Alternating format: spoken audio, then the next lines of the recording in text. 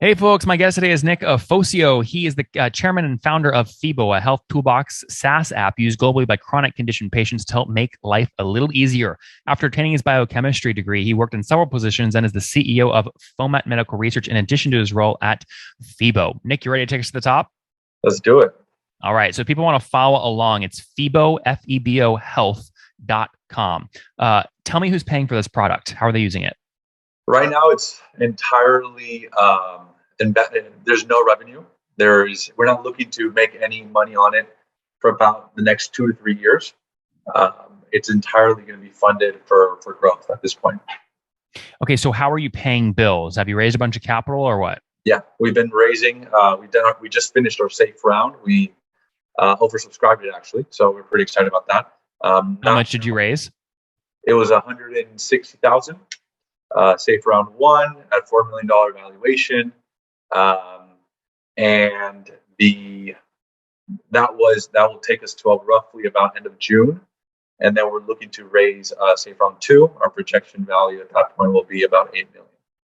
We're looking to about total between the first round, which was 3%, second round is about going to be 6%. Sorry, second round is 56% of what? 6%. 6%. Oh, 6%. Yeah. A total of 9%. So got it. So just to be, when did you write the first line of code for the tool? This was about 2 years ago. Okay. So how have you, if you just raised 150 grand today, how have you funded salaries and things for the past 2 years? So this is a byproduct of my company, Fomat Medical Research, the one I'm CEO for, and it's a product of it. So it's been paying its salaries, self-funded. Let's say myself. To answer your question. So sorry, a product. So you have an agency, and this is a product of the agency? Correct. Okay, and what does the agency do? Clinical research. We do research for a living. Okay, interesting. So in 2020, give me a sense of the size of the agency. How much revenue did it do? The Fomat Medical Research? Whatever the agency is, yeah. Yeah. So, 7, 8 figures. Got it. So I mean, what? So like 8 to 10 million, something like that? Somewhere around those figures. I don't want to enter into too much of those details if we may. So tell me what. So $8 to $10 million agency revenue. It would be hard for me to get distracted from such a big revenue stream to go build some SaaS tool. Why? How are you balancing your priorities? So I honestly have a phenomenal team. Like it's just top notch team. People that see the vision of this company, see the vision of the software, and obviously have some skin in the game as well. And so I think I lean heavily on them. Also, I know I don't sleep, and I see this future in the healthcare space needing this. Our chronic condition patients, there's a huge need for them. So while I was obviously managing this company, I noticed this huge elephant in the room and figured I needed to solve it, or at least attempt to. So how much capital to date has the agency invested into the SaaS company, FIBO Health? I don't have any direct number for you. I would guess somewhere in 5 to 750. Okay, 750,000. That's correct. And then the obvious question is, you have so much revenue coming from the agency. Why go raise 150 grand from angels? Why not just keep funding it from the agency and keep the equity? Right. That is a good. There's multiple reasons. Kind of one of the bigger ones, if you will. And I actually wrote about it too. We were talking about your book recently, and I also wrote about this concept. There's different models of business depending on what type of business. Brick and mortars, you have to solve it certain different ways, and technology certain ways. And in this particular space, it's all about quick growth. It's all about being in the market immediately and being there quick. And for that, you need to infuse it with a lot of capital. And you need to have top talent. You need to have top connections. It's a different model of business than the one we do for research, which is more structured. It's more slow moving, which it's more organic, if you will. Oh, what's going on there, YouTube? Good to see you guys. Now imagine this. You love watching these interviews with SaaS founders, but imagine if we took all of the valuation data out from over 2,807 interviews I've done manually. Saves you a lot of time. Well, we've done this. We've built it into the beautiful interface inside of FounderPath. Check this out. I'll show you how you can access this in a second, but you log in, you connect your Stripe account, you see your valuation real time. You can see what it changed over the past 88 days and even set goals for valuation this year. Now, the secret to valuation is there's many different ways to value a SaaS business. So the reason you're going to see 3 or 4 different valuations inside of your FounderPath dashboard, this is all free by the way, is because depending on who's doing the buying of your SaaS company, you're going to get a different valuation. A VC is going to pay a different valuation. Private equity firm is different. If you're going to do a minority sale, that's different. And if you sell the whole business, that's a different valuation. You can see all those when I hover over here. Right, so the teal is what a VC would pay, yellow is what private equity, and red is if you sold the whole thing outright. Now, what's cool about this is not built off random data. Again, you guys hear these interviews on YouTube. All these data are built from real-time valuation data points founders share with us on the show. So traction, 1.2 million, seed round, 3.7 raise, they sold 22% of their business. Go in here and filter by the event. Maybe you only want to see companies that have sold the whole business. Well, here are a bunch that have been acquired, the valuation and the multiple. Maybe you're going out right now and you're raising your seed round. Well, go in here and look at all this recent seed deals that went down, what they raised, what valuation they raised at, and what percent that they sold. There's never been a larger data set of SaaS valuations than what you can get now inside of FounderPath, and we're thrilled to bring it to you. All right, we're going to go back to the YouTube video here in a second, but if you want to check this tool out, if you want to jump in and sign up, you can check it out for free to get your valuation at this link, founderpath.com/products/valuations. Or if you go to founderpath.com and hover over products, click on get your valuation here and go ahead and sign up to give it a whirl. Again, all that valuation data live right inside the platform. I hope to see you there. All right, let's jump back into the interview. I understand that, but if you have a $10 million agency, it would seem weird that you're out spending your time and energy raising $150,000, especially when you've already put 750 grand from the agency into the business. It just is, I'm missing something here. It's a different. Also, by the way, another thing is I'm not the sole owner of the agency, as you say. I'm a shareholder, but I'm not the sole owner. I'm a CEO of it, and it's part of a package, if you will. FIBO, I am the sole owner. Now, I obviously have been diluted by raising, but it is a different company. I see. So Nick owns right now about 98% of FIBO, and a couple percentage points go to the people that just put in 150 grand. Plus, you have the employees that have given shares. There's a certain amount of stock given for key employees that we've already researched on the side. I see. Yeah. So an employee stock option pool. How much did you set aside for your ESOP pool? Usually it's like 10%. Well, you're sort of the same. Correct. Okay, got it. So 10% ESOP pool, you own 88%, and maybe these new investors own 1 or 2%, something like that. About 3%, correct. Okay, got it. So got it. Okay, interesting. Let's talk a little bit more about the why behind this, right? So give me an example of why you're building it. Who's using it? What are they paying you for? Or not paying you yet, but what are they using it for? So imagine a world where one in 3, some people say 1 in 2. People suffer chronic conditions in the United States. They're like, well, that's crazy, because the word chronic condition is defined loosely. Hair loss, which I have, if you will, that's considered a chronic condition. It's not life changing, right? But when we're thinking of life changing chronic conditions, think lupus, Crohn's, Parkinson's, Alzheimer's. Those current modality is you see your doctor, you get diagnosed, you get on a treatment plan, and you then check in with your doctor maybe every 4 to 6 months. But there's a direct dependency on you and the physician, you and the infrastructure, you and the system, if you will, every 4 to 6 months. What we've noticed is, depending on the size of the disease, there's more or less attention on that particular condition. So why depend entirely on the condition, on the system? So what we want to do is create a system where you depend on yourself. So giving you all the tools where you start having agency on yourself, and you start taking a little bit of control of yourself, meaning tools like simple things like, for example, pill reminder. That's an easy one, right? But then you're entering into things where you can do crowdsourcing. So think of pill reminder, but then if I have a room of 10,000 people with lupus, wouldn't you think that I now know, okay, people with lupus and have these kind of general kind of variables. Are taking this medication, it's working. Here are the side effects. Now, why couldn't I have a crowdsourced solution to that, where I'm now comparing myself? Well, a person across the state is also taking this medication, but they're taking it in combination with this other medication. So now I go to the doctor and I'm like, hey, 20% of the population is taking it with this also thing and is working really well compared to what I'm doing. What are your thoughts on it? So now you've kind of empowered the patient to push it to the doctor. The doctor will be like, no, I don't recommend that because you also Isn't it very hard to convince people to tell everyone else what medications they're taking, which is critical for you to understand and tell a neighbor that someone across the state is using another medication, but you tell them, obviously, you try and keep it anonymous. But isn't it hard to get people to opt into that? So yes, 100%. So there's a few things we're doing. Entirely anonymous, entirely encrypted, double encrypted. You don't need to even put a name to it. You don't need to put an email. Like you don't even have to create.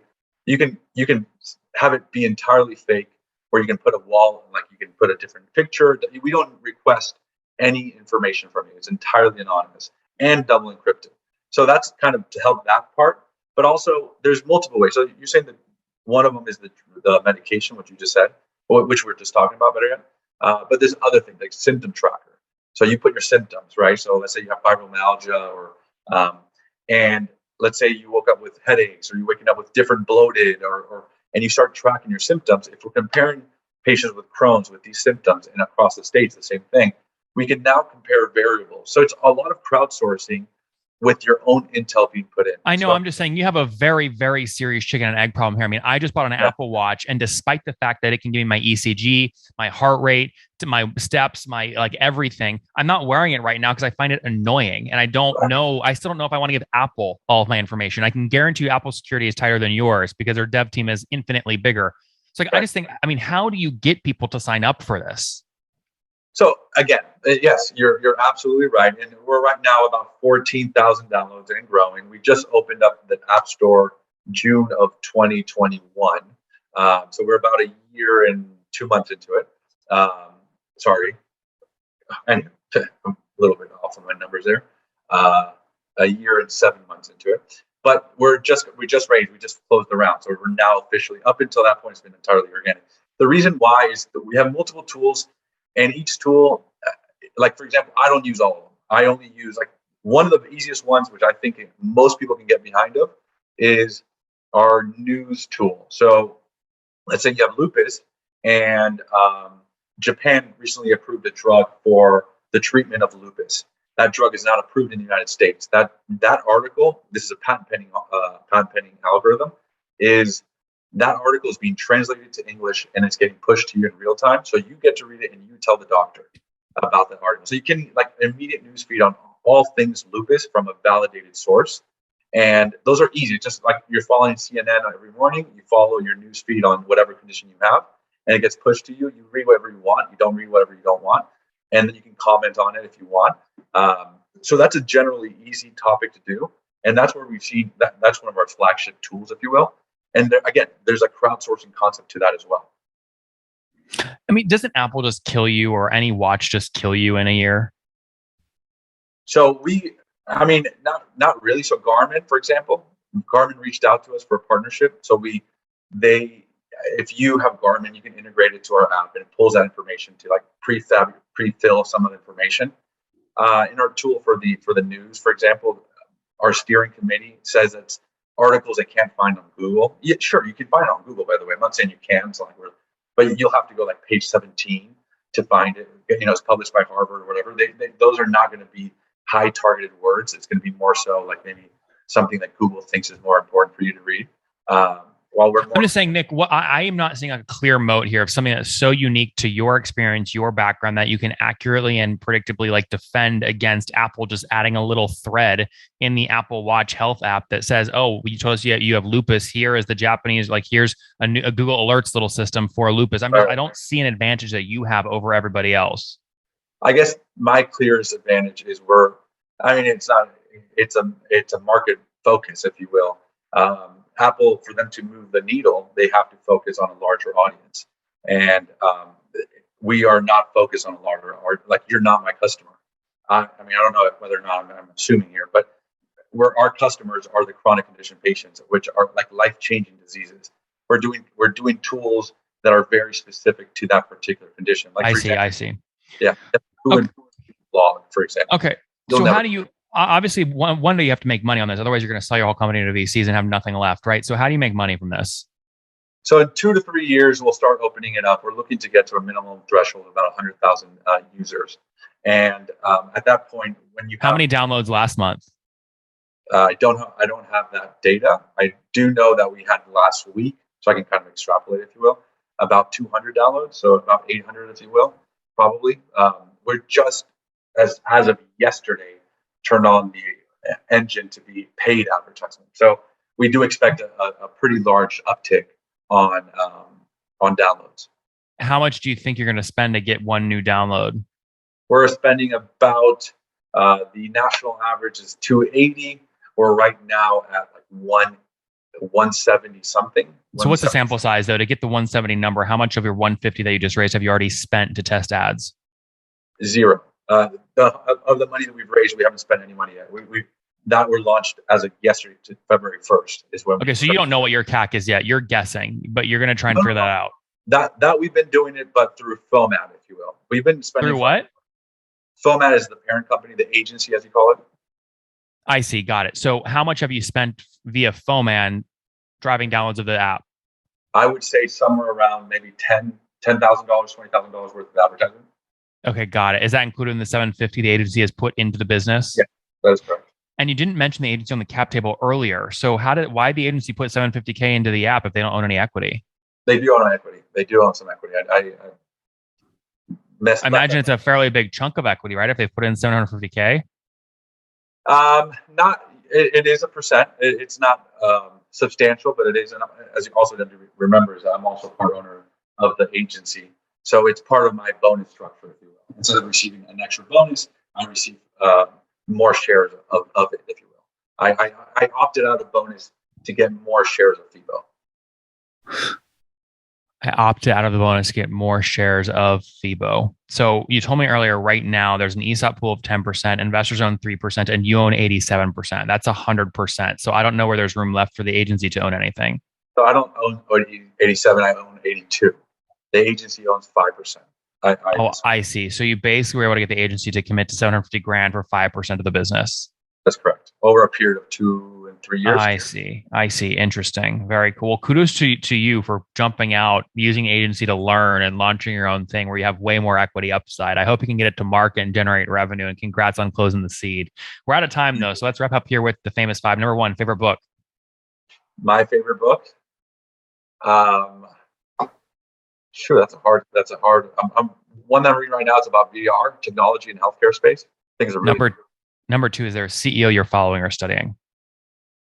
I would say, super cliche, Bill Gates. I think he's just innovative in multiple spaces. Number 3, what's your favorite online tool for building FIBO? I think a powerful tool is Asana from a project management perspective. Number 4, how many hours of sleep do you get every night? 5 to 6. 5. And what's your situation? Married, single, kids? Married, 2 kids, happily married. That's awesome. How old are you? 35. Last question. Something you wish you knew when you were 20. I'm sorry? Something you wish you knew when you were 20. Something that I was wishing when I was 20? Something you wish you knew when you were 20. That's a phenomenal question. How to raise, I suppose. How to raise appropriately. Guys, there you have it. Launched out of an agency consulting directly in the healthcare space, doing $8 to $10 million in revenue. He wasn't the sole owner, though. The agency decided, you know what, I want to spin this out and launch a SaaS app. He now owns over 80% of the SaaS app. Just goes to seed round to start driving growth. They have 10,000, 14,000 downloads, helping chronic patients understand updates, innovations in their space so they can test new treatments, pattern recognize across more other people with the same chronic disease, and try and improve their health. We'll see what happens next. Nick, thanks for taking us to the top. Thank you. Thank you actually for that interview. I really appreciate it. It was a great time. One more thing before you go. We have a brand new show every Thursday at 1 p.m. Central. It's called Shark Tank for SaaS. We call it Deal or Bust. One founder comes on, 3 hungry buyers. They try and do a deal live, and the founder shares back-end dashboards, their expenses, their revenue, ARPU, CAC, LTV, you name it, they share it. And the buyers try and make a deal live. It is fun to watch every Thursday, 1 p.m. Central. Additionally, remember, these recorded founder interviews go live. We release them here on YouTube every day at 2 p.m. Central. To make sure you don't miss any of that, make sure you click the subscribe button below here on YouTube, the big red button, and then click the little bell notification to make sure you get notifications when we do go live. I wouldn't want you to miss breaking news in the SaaS world, whether it's an acquisition, a big fundraise, a big sale, a big profitability statement, or something else. I don't want you to miss it. Additionally, if you want to take this conversation deeper and further, we have by far the largest private Slack community for B2B SaaS founders. You want to get in there. We've probably talked about your tool if you're running a company or your firm if you're investing. You can go in there and quickly search and see what people are saying. Sign up for that at nathanlatka.com/Slack. In the meantime, I'm hanging out with you here on YouTube. I'll be in the comments for the next 30 minutes. Feel free to let me know what you thought about this episode. And if you enjoyed it, click the thumbs up. We get a lot of haters that are mad at how aggressive I am on these shows, but I do it so that we can all learn. We have to counter those people. We got to push them away. Click the thumbs up below to counter them and know that I appreciate your guys' support. All right, I'll be in the comments. See ya.